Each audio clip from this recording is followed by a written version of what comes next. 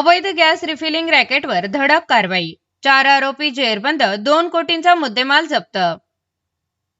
Ahilyanagar gas टंचाईच्या काळात कामरगाव परिसरात 3 गॅस टँकरमधून अवैधरित्या गॅस रिफिलिंग करणाऱ्या टोळीवर स्थानिक गुन्हा शाखेने कारवाई करत 4 आरोपींना अटक केली. या कारवाईत सुमारे 2.1 कोटी रुपयांचा मुद्देमाल जप्त करण्यात आला आहे. गुप्त माहितीच्या आधारे पोलिसांनी छापा टाकत आरोपींना रंगेहात पकडले. चौकशीत त्यांच्याकडे कोणताही अधिकृत परवाना नसल्याचे उघड झाले.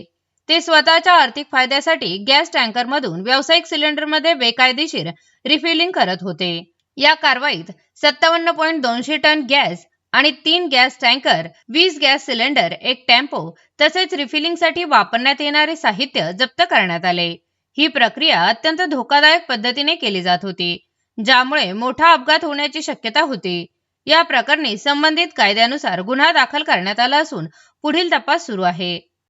गुप्त माहितीच्या आधारावरती स्थानिक गुन्हे शाखा अहिल्यानगरनं एक ठिकाणी छापा मारला आणि कामरगाव शिवारामध्ये अहिल्यानगर पुणे रोडवरती 3 गॅसचे टँकर्स मिळून आले आणि हे जे 3 टँकर्स होते हे व्यावसायिक सिलेंडर्समध्ये रिफिलिंग करताना हे मिळून आलेले होते. यामध्ये 4 आरोपी आहेत, त्यांना ताब्यात घेण्यात आलेला आहे आणि एकूण 3 टँकरचा जो मुद्देमाल आहे तो 2 करोड रुपयापेक्षा जो जास्त मुद्देमाल ताब्यात घेण्यात आलेला आहे. यामध्ये एक पुढील कारवाई नगर तालुका पोलीस ठाण्यामध्ये गुन्हा नोंदवून करण्यात येत आहे आणि संबंधित विभागाला पण माहिती देण्यात आलेली आहे. खरं तर जी कारवाई आहे तर त्या दृष्टीनं महत्त्वाची आहे आणि नागरिकांनाही आवाहन करण्यात येत आहे की अशा पद्धतीनं आपल्याला काही माहिती मिळाली तर तत्काळ आपण 112ला किंवा नियंत्रण कक्षाला किंवा नजदीकच्या पोलीस ठाण्याला कल्पना द्यावी. धन्यवाद.